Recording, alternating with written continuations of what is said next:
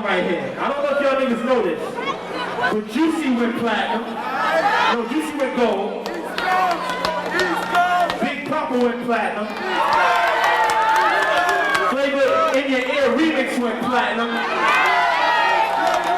One More Chance went platinum. This is a nigga from the East Coast. He ain't from the West Coast, man. This is a nigga from the East Coast.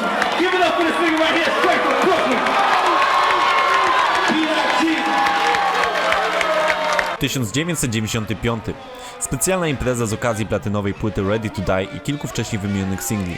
Wydany rok wcześniej debiutancki album przesiąknięty opowieściami z ulic Brooklynu tytułował Notoriousa B.I.G. The King of New York City. Fenomen gatunku, legenda, ponadpokoleniowy artysta, inspiracja wielu późniejszych muzyków, człowiek, którego imieniem została nazwana jedna z ulic dzielnicy, na której się wychował, miliony sprzedanych płyt i singli, międzynarodowa sława. Jednak nie było tak od zawsze. Jeszcze kilka lat temu sprzedawał crack na ulicy zamiast muzyki. Chciałbym wam przybliżyć postać Notoriousa B.I.G., znanego także jako Biggie Smalls, i jego drogi z ulicy na szczyt, od podrzędnego przestępcy do człowieka, który zmienił na zawsze hip-hop.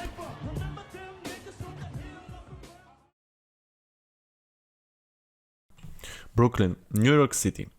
Lata 80. i 90. na dzielnicach USA to głównie bieda, strzelaniny, handel narkotykami czy bronią i ludzie, którzy znikali bez śladu. W takim miejscu wychował się syn jamańskiej imigrantki Christopher Wallace. Ulica szybko go wchłonęła i stał się częścią świata przestępczego już w wieku 12 lat. To właśnie w tym wieku na ulicy Fulton Street zaczął sprzedawać crack. I used to draw back in the day, back like in 4th, 5th grade. You know, they was always like, take the talent that you have and think of something that you could do in the future with it and build on it. And I was like, well, I like to draw. So what could I do with drawing? What am I going to be, the one at the art dealer? No, I'm not going to be that type of thing. I was more like, maybe I could do like big billboards and shit. Like commercial art, like commercials. That's like so long ago though. Mm-hmm. And after I got introduced to crack,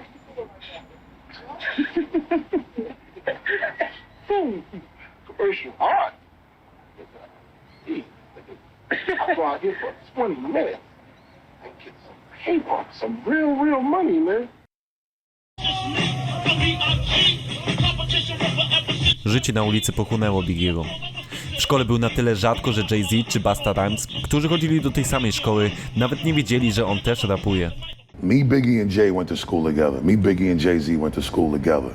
Did you guys know each other then? And absolutely, absolutely. Me and Big really wasn't into rhyming in school. I never seen him really rhyme in school. Did you know that he rhymed then? Was there rumors, or was he just like the homie? I didn't know Biggie rhymed in school. I never saw Biggie rhyme in school. Biggie never rhymed in school. You know what I'm saying? Me and Hov rhymed in school. Biggie never rhymed in school, but Biggie was rhyming then as well. You know what I'm saying? Biggie was in his, you know, when he was in his space around, you know, his block and his neighborhood and his area and his style, that's where Biggie was doing his shit. Me and Big used to be like, you know, we went to high school together. We was like passing friends, you know, just like, you know, what's up? You know, we see each other, we acknowledge each other, but it wasn't no real long conversations. We never really spoke in high school beyond what's up. You know, then he started getting into the business. I started seeing him at parties and things like that. He was like, yeah, we got to do something together, you know. And then it was time, you know, I was doing Reasonable Doubt, and he just came through like, yo, let's do something. And I was like, you know, I'm definitely with it. You know what I mean? I respect that man as, like, one of the greatest rappers, not the greatest rapper ever, you know, in his business. So we just did Brooklyn Finest, you know, and I just started something right there. Then we had a lot of things in common, a lot of similarities, you know, same sense of humor and things like that. Biggie już jako młody człowiek miał talent, jednak w handlu crackiem widział większą przyszłość niż w muzyce, dlatego przez wiele lat nie szedł w tym kierunku. Look in the sky and wonder why most MCs alibis won't comply with my style of rhyme or rhyming or rap. It's not a trap. My rhyme just snap miles and miles for a while. My rhymes are once. Mimo że sposobem utrzymania był crack, a muzyka jedynie hobby, to freestyle na ulicy dawały mu coraz większy rozgłos wśród ludzi z jego dzielnicy. Oto jak Lil Case, przyjaciel oraz członek zespołu, wspomina tamten czas. He was serious about it. You know what I'm saying? Like he was, you know, they used to sit in the house after school and he's working on melodies and raps and metaphors, and like, no, he was serious with it from day one. But I don't think he was serious as in getting the deal in the beginning. You know what I mean? Like, and I think after like the 13 to 14 range, he kind of like, all right, ain't nothing gonna happen with this. And that's when he got more attached to the streets. And then it came right back to him. And that's when all the other stuff started to happen. You know, him freestyling in clubs, and people started to come to the neighborhood. Jazzo, you know, that used to be with Jay-Z, used to come look for him. Buster, you know what I'm saying? Like, everybody was starting to come check for this guy that was on St. James, this big fat dude that's on St. James in Fulton Street. I heard he's nasty with it. And that's kind of like how the buzz started to happen from there. Biggie rzucił szkołę w 1989. Został też wyrzucony z domu, gdy mama dowiedziała się o jego pracy na ulicy. W tym samym roku został aresztowany za posiadanie broni. Rok później ponownie za złamanie warunków zawieszenia, a jeszcze w następnym za handel crakiem w północnej Karolinie. Spędził w więzieniu 9 miesięcy. Was it always a dream to do music? No, not actually. Not always. At what point did you realize, hey, you know what, I'm going to get moving with this. I think this is going to happen. Probably like the second time I went to jail. Okay. I was like, okay, this is not the move. All right. True. Selling drugs. What I was doing wasn't cool. So. Po 9-miesięcznej odsiadce Big uznał, że nie może handlować do końca życia, więc udał się do DJ-a 50 Grand. Right. So when Big stepped to me, he said, yo, I heard you know a lot of people. I want you to be my DJ. So I said, no problem. So we got some weed, we got some beer, and me and D-Rock, I took Big to my basement. And I threw on some break beats, and he grabbed the mic, and he started flowing. He flowed so hard that he changed me. I ain't understood what he was doing. Yeah. Because I'm used to just cutting and scratching. Right. While people just get on the mic and keep rhyming. But Big broke it down. He had verses. He knew how to stop the record, throw in a hook. He taught me all that. So he changed me from the very first demo we did. We cut 4 demos that day. Right. And to this day, that first demo we cut is the demo I took to DJ Mr. C. And Big got signed after that.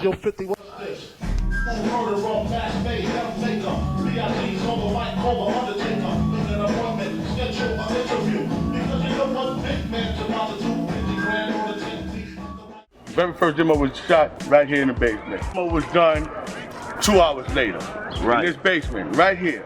Słynne już demo 50'ego i Biggiego poszło prosto do DJ-a Mr. C. But I met Biggie through his first DJ, 50 Grand, and he told me he had this basement demo on this kid from Fulton Street named Big, and he wanted me to hear the demo. And I told 50 Grand at the time that I was getting ready to go on the road with Kane.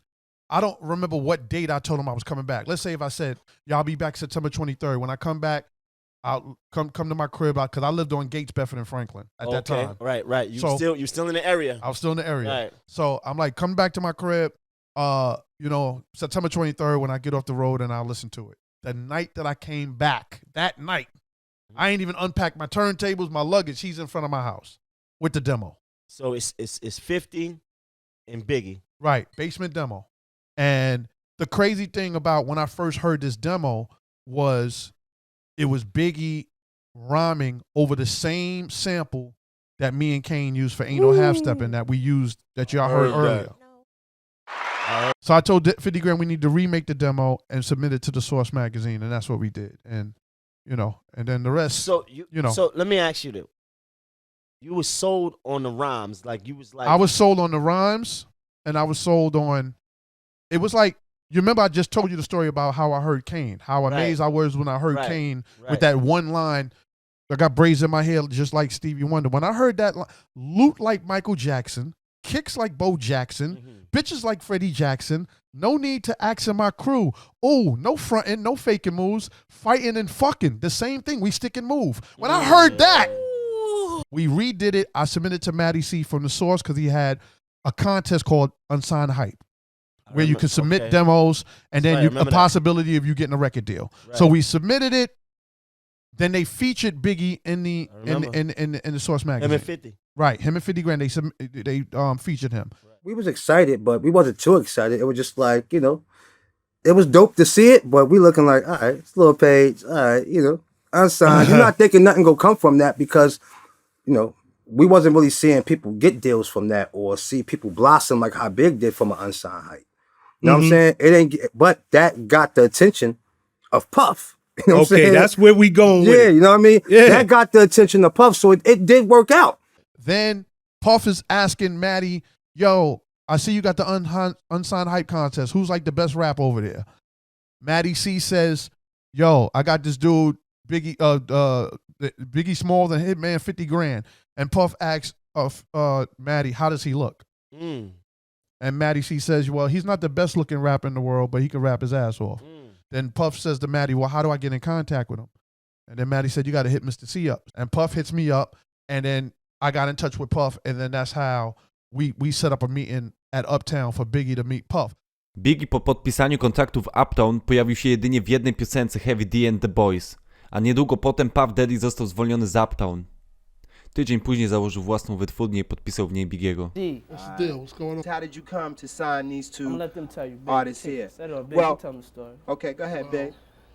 I had did a joint for the Source magazine, and my man Matty C got with Puff, and Puff said he wanted to do something new for Uptown, and he heard the little garbage demo, you know. No, it was. But he just knew that he just told me that he knew I could rap, you know what I'm saying, just from the rhymes on the joint. He just signed me, you know. A lot of people don't know about the first time I met B.I.G. The first time I met B.I.G, I brought him to this soul food restaurant called Sylvia's uptown in Harlem. And the first thing that I remember was how like big and black he was. Because I saw a picture, but in person, this guy is really a big guy. Then I remember him sitting down, and he really didn't have anything to say. So you have this big guy that has this in-your-face rap attitude, but was quiet. And then here's the mind-blowing thing that you wouldn't have thought, is that we had Sylvia. This is the best soul food in the world. And you know, I asked him if he wanted to eat. He was like, nah, he didn't want to eat. And I realized that that's how big this moment was for him. And that this, like, he really, like, this was really his dream. It wasn't, he couldn't even eat, you know? He couldn't even say that he wanted to just, for this to really, really happen. And it happened. It was all a dream. 8 sierpnia 1993 urodziła się Tatiana, córka Biggiego, a w międzyczasie, mimo tego, że już był w wytwórni, Biggie nadal handlował na ulicy. Kiedy jego wydawca Puffy się o tym dowiedział, nakazał mu skończyć z tym i zająć się tylko i wyłącznie muzyką.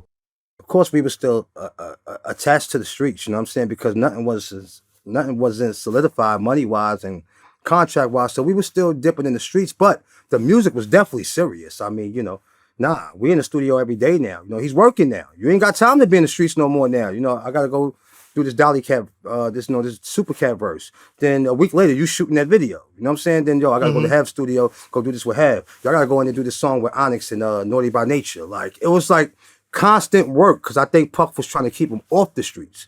Let me keep you busy. Let me keep you busy, because it was easy to go right back there. Because that's where we was going back to once we leave the studio, once we leave the street. We coming from the studio 3 in the morning, we right back on the block, 4 o'clock in the morning. So it became less hustling and it became more music, especially when things started to happen. So it wasn't even about one foot. Both foots was in music, you know what I mean? But, you know, of course, you know, just to survive, he was still dabbing in, you know, in between, but it wasn't really, you know, him. Everybody was pushing him to do that too. Yo, nah, dog, fuck the streets, my nigga. You got a shot to really change your life right now. You know what I mean? Like the real OGs that was out there that really knew he had talent.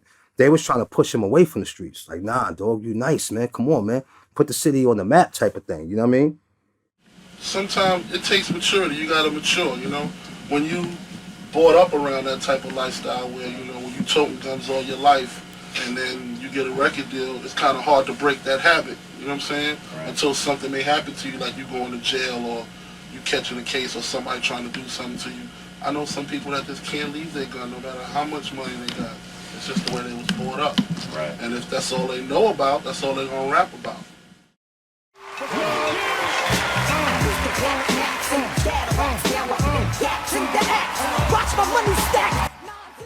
W 1993 poznał Lil Kim. Historia tego toksycznego związku to temat na osobny odcinek, dlatego sobie pozwolę go pominąć. Za to w tym roku Big zaprzyjaźnił się z kimś jeszcze. homies out here like Spike Lee. They got the camera on the nigga, guess they like me. But now I'm about to pass this motherfucker on, cause this Tangeray is getting hella strong. Money, hoes and clothes, blood smoke coming out the nose. Przyjaźń, choć z początku bardzo bliska, zakończy się podzieleniem sceny hip-hopowej na zachodnie i wschodnie wybrzeża, a potem śmiercią dla obu. Jednak nie wyprzedzajmy faktów.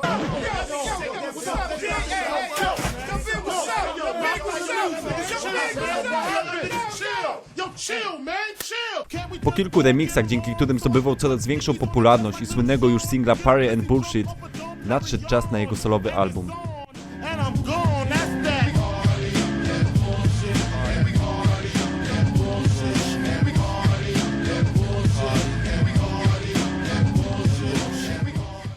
Right around this time, 1994, this is Ready to Die, the album. Talk to me about the process. Like, what was it like during the making of that album? Shit was fun, dog. Shit was fun as fuck, man. I mean, we was out the streets. This one, it was real. Contract signed, deal on the table. We got some advance money. Things started to change, and it was just fun being off the streets. You know what I'm saying? Like, you know, we ain't on the block no more. You know what I'm saying? You're in the studio every day. Home, everybody. We 20 deep in the studio. You know what I mean? C Gutter, D-Rock, everybody's in the studio. So it was like, you go on the block now, the block is clear. Like, yo, where everybody at? Oh, they probably in the studio with Big. You know what I'm saying? And he didn't mind sitting there working around people. I think that's what more amped him up. He used to get a lot of ideas from us sitting around cracking jokes and talking shit. You know what I mean? A lot of this shit that we used to talk, we would hear in the rap. Like, oh shit, he put that shit in the song. That nigga was an absorber like a motherfucker. He'd sit in the room and you'll think he's not listening. He's hearing everything. And next thing you know, you'll hear that shit in the bar.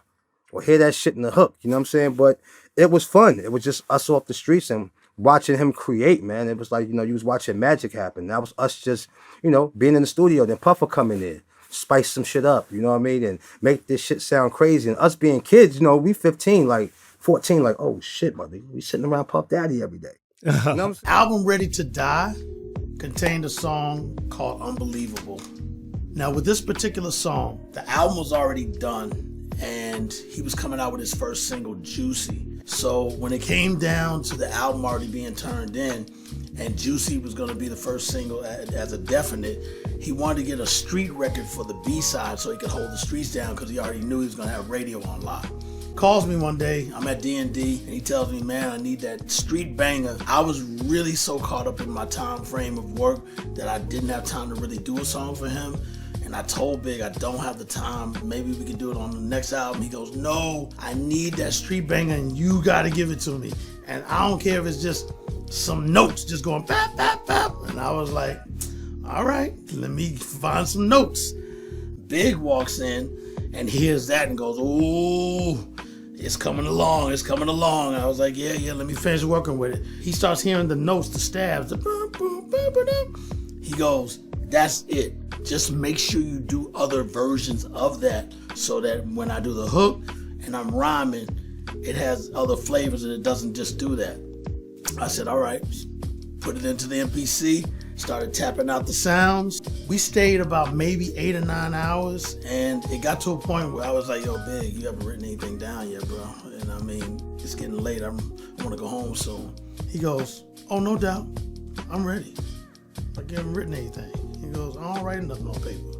Because again, mind you, I've heard all of his album, but I never saw the process of him recording. So to see him just go in and go, live from Bedford-Stuyvesant, the live one, we were like, oh, shit, this dude don't even write rhymes. And to have his clever wordplay that he does, and it doesn't do it on paper, that shows you the incredible mind of Notorious B.I.G. or better yet, Christopher Wallace, and how ill he really is as an MC and as a lyricist.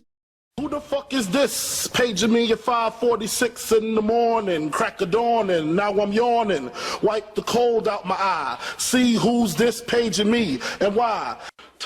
Gdy album już był gotów i zaraz miał wychodzić pierwszy singiel pod tytułem Juicy, zapowiadający jego debiut, na jednej sesji zdjęciowych poznał swoją przyszłą żonę Five Evans. It was a funny day. We actually met at a photo shoot that Puff had arranged for his new artist. Well, Big obviously wasn't a new artist, but the Bad Boy Arista thing was new. And it just ended up being me, Big, and Craig Mack there. And I remember I had I had some pictures. You remember back in the day when you get your pictures developed and you got to write your phone number and stuff? Mm-hmm. So I'm looking at my pictures while we were taking a break, and he kind of came up and started conversation and stuff. And he asked me, was that my daughter in the pictures? All that. I got a daughter too. So I happened to be with Hurricane G that day, the rapper. Yes. Amazing. And so mind That's you, amazing. Big didn't even know I was an artist. So he told me he saw me coming in and out the studio, but he thought I was a session singer or whatever.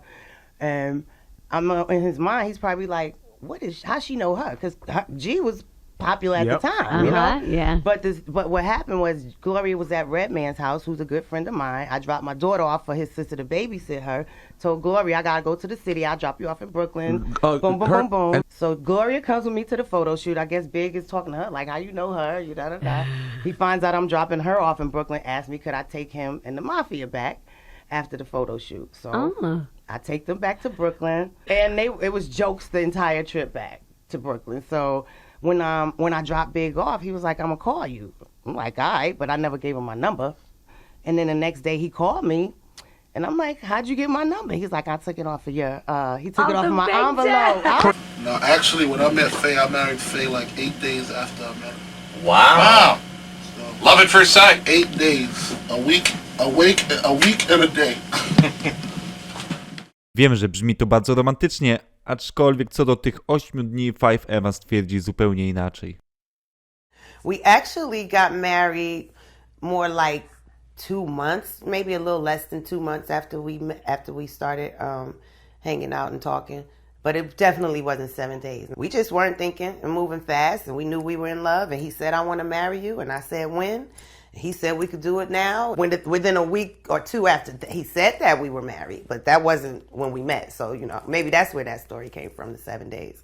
But yeah, I mean, he told me he wanted to marry me after a couple of weeks of us hanging out, you know. Fuck all you hoes. Get a grip, motherfucker. Yeah, this album is dedicated to all the teachers that told me I never amount to nothing. To all the people that lived above the buildings that I was hustling from that called the police on me when I was just trying to make some money to feed my daughter. And all the niggas in the struggle, you know what I'm saying? It's all good, baby. It was all a dream. 5 dni po ślubie z Five Evans wyszedł pierwszy singiel promujący, Juicy, a na tym samym winylowym singlu wcześniej wspomniany Unbelievable.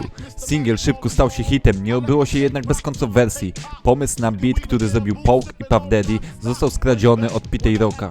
Beat nie został wpisany w tzw. credits, w których wpisuje się każdą osobę odpowiedzialną za stworzenie danego utworu, w tym pomysłodawcy. Mimo tego, że nadal to była kradzież pomysłu. W zamian Pete, któremu ukradziono pomysł, mógł zremiksować utwór i on też znalazł się na singlowym winylu. Jeżeli chodzi o dodatkowy utwór wyprodukowany przez DJ-a Premiera, to umowa między nimi jest dosyć ciekawa. When we did Unbelievable, the budget had run out for Big, and I told Big I don't have time to make a beat, and he goes, yo, I got $5,000, and I was like, yeah, 5,000. I really didn't have the time, and I'm a person, then Pete will tell you this, I make the beat on the spot. And that's something that people don't realize. I don't have like 20 beats and go, yo, pick one. Like take number 6 and number 4. I said, I'll take the 5,000. I said, but if you get a deal and you go platinum, I want $35,000 per track. We do the song, it becomes the B-side of Juicy. So it was like the street single for Juicy. It was my first gold single, so I was like, wow. Yeah. As soon as he got the deal to up the money, I remember he goes, yo, I got the check for it. You said 35, right? He said, I got 2 of them. And he brought me the check, and Puffy gave me the check, and I was like, wow, he kept his word. Oh, so this wasn't on paper? This was a word? It was like handshake shit? Yeah. You don't understand, man. Being in the corners in Brooklyn in the winter, like in January, having to sell drugs on the corner, to this. Album Ready to Die ukazał się w połowie 1994 roku. Natychmiast utytułował Biggiego The King of New York City i w końcu po latach panowania zachodniego wybrzeża w amerykańskim hip-hopie znalazł się ktoś, kto wybił wschodnie wybrzeże ponownie na szczyt, tam skąd pochodzi hip-hop. Nie licząc tego, że Big i Puff musieli zapłacić $3 miliony za nielegalne wykorzystanie sampli w Gimme the Loot, Machine Gun Funk czy tytułowym Ready to Die, to życie Biggiego zmieniło się na lepsze dzięki muzyce. Koniec z handlem na ulicy. Szczęśliwe małżeństwo, koncerty w całych Stanach Zjednoczonych i nie tylko, świetna sprzedaż płyt i podbijanie list przebojów. A z ciekawostek dodam też, że nie zapomniał o ludziach, dzięki którym doszedł do tego wszystkiego, jak na przykład Mr. C. I was going through a situation where I had owed rent. Stuff started kind of slowing up with me or whatever in my career, and it got to like me owing like 6 months rent. My uncle was like, yo man, listen man, nephew or no nephew, you don't come with this rent, I'm really gonna send you an eviction notice. The only person that I really could think of to talk to as far as helping me out with this situation was Big. But Big had a tendency of always changing his cell number. Like, he would change his cell number like sneakers. Like every other week he would change his cell number. So I couldn't get a hold of him. So I contacted DJ Enough, his DJ at the time. So when I contacted DJ Enough, the first thing when Enough said hello, I just started bawling out crying on the phone. And Enough was like, yo, what's wrong? And I was like, yo man, I'm backed up in rent. My uncle's getting ready to evict me. I really need to get a hold of Big. Once Big got on the phone, I started bawling out crying. And he's like, yo, what the f is wrong with you, man? You know? And I told Big the same situation, like, yo, my uncle getting ready to kick me out. You know, I need some bread or whatever the case is. And Big was like, listen, man, go see my accountant. I want you to go see my accountant tomorrow. He gonna take care of you. I never told Big how much I needed. I just told him, look, my uncle getting ready to kick me out. I'm 6 months behind in rent. I never told him a number. I go see the accountant the next day. He had a check for me for $10,000.